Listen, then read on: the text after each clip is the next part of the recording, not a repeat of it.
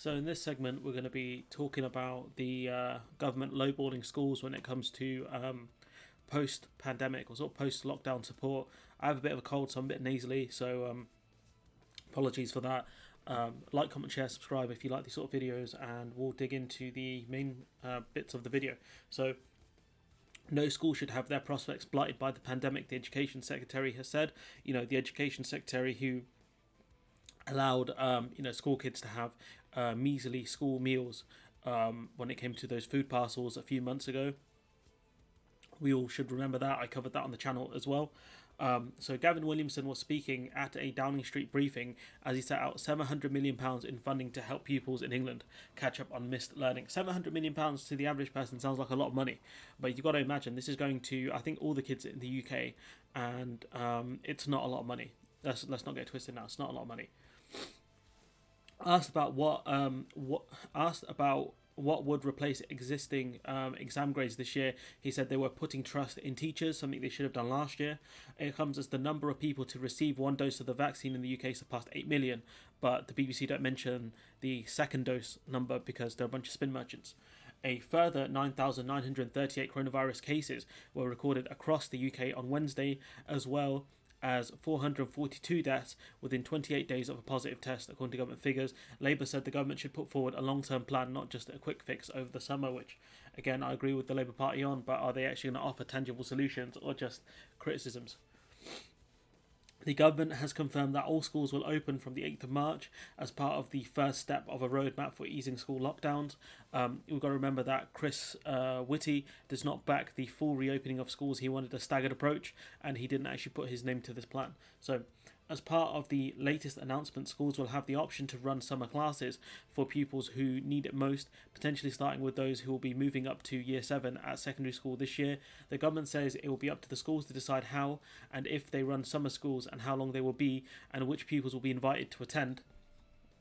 Mr. Williams said the funding announcements were about offering immediate support for children in schools, but the Education Secretary said many children would need longer-term support and extensive work. Was underway on plans for that. I mean, you've had months to figure this stuff out, so it's a bit embarrassing that you still don't have it all sorted. He said we're going to make sure that we do everything we can to make sure children reach their potential. I mean, you've never cared about children reaching their potential. You wouldn't have cut school budgets and created classes over 30 pupils if you cared about kids reaching their full potentials, not to mention, a lack of school, with school budget cuts and all this stuff. It's embarrassing stuff here. We're not going to be timid in aspirations. I mean, and the actions we need to take. The government's £700 million education support package includes a one-off £302 million recovery premium for state primary and education schools to boost summer school funding. I mean, this stuff isn't that important here because it's not enough. So he also reiterated that there will be no algorithms whatsoever used. So no teenage mutant algorithms are there, because after what happened last time, used in determining A-level, AS or GCSE grades with marks firmly in the hands of teachers. We'll talk about why why this is lowballing schools. So we go to our next the video here, where he's offering them £6,000 each to schools by the looks of things. So let's watch this clip here. Okay, let's talk about that funding, because you mentioned it's £6,000 for primary school. Is that nearly enough? Well, it all builds on the £1 billion that we announced just 6 months ago in terms of... So here you got the big number here, £1 billion and all this stuff, all these numbers, right? Helping children and helping schools in terms of dealing with some of the challenges that come out of this pandemic. The package that we announced today is, again, giving schools a sense of what additional resources are heading towards them. But in terms of... I'm just interested what you think they will be able to provide for £6,000. So that's a very good question, because now you're asking specifics of what can they actually do with this money, £6,000 per school, which is not a lot of money. Well, for example, for £6,000, they may be able to employ teachers. How are you going to employ teachers? Multiple teachers? What are you talking?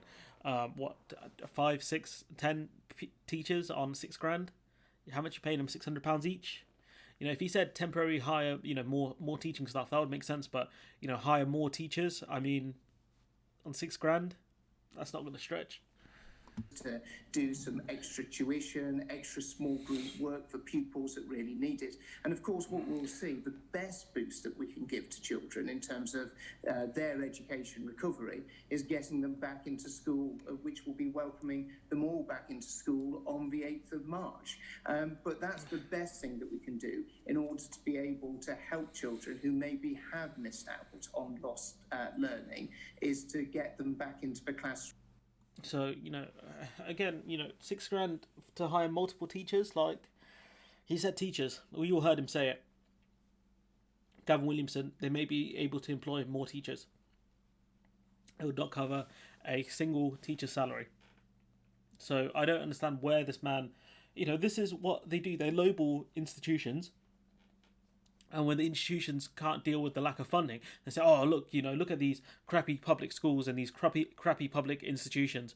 Do you know what would fix these? Privatization. Give the schools to the private sector where they're more efficient," which isn't always true.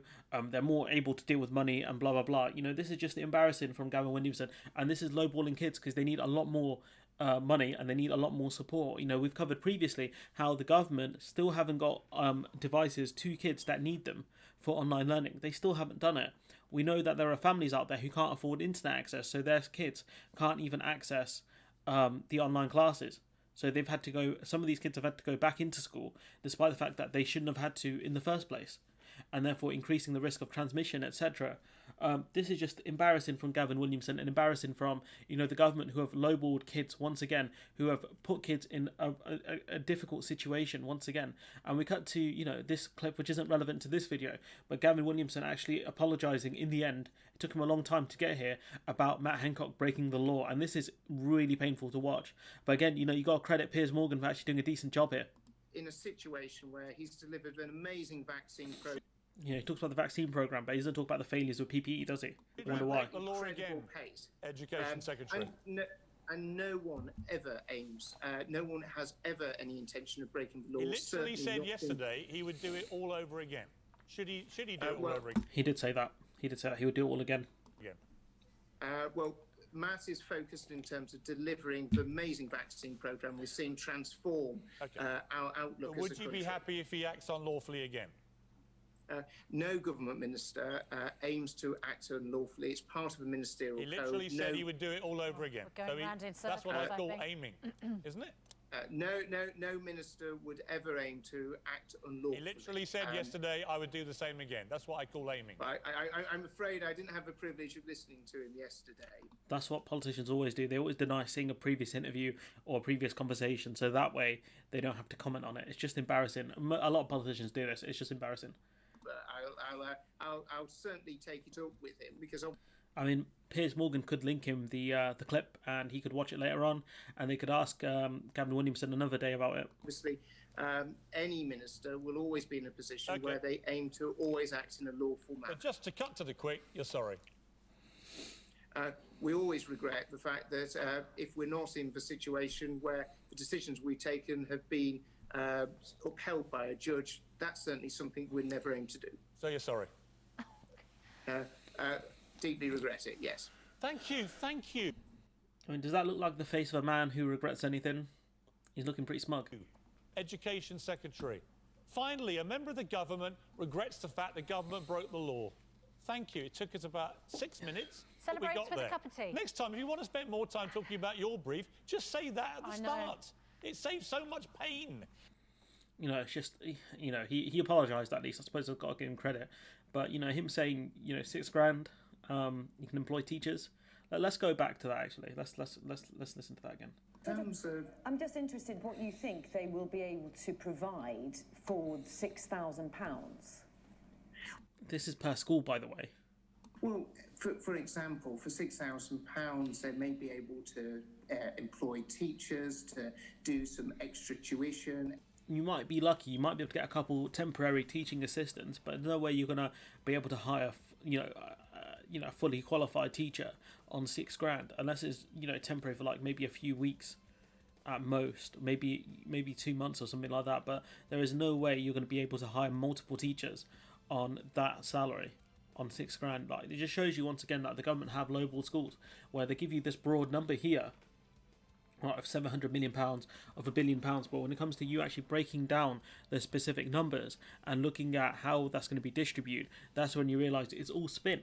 It's all spin, because £6,000 is not going to get you a lot per school. It's not going to do a massive help for these kids. So yeah, I don't want to hear anyone say the money's not available because of the amount of money they wasted on, things like track and trace, money to their friends, all that stuff. So I don't want to hear anyone say where we're going to get the money from, all this stuff, because the money is there. The money is there. They've chosen to spend it badly. So shouts out Stefanovic once again. Always citing him, always sharing good interviews and stuff like that. Always got a great take. But once again, I'm not surprised to see this.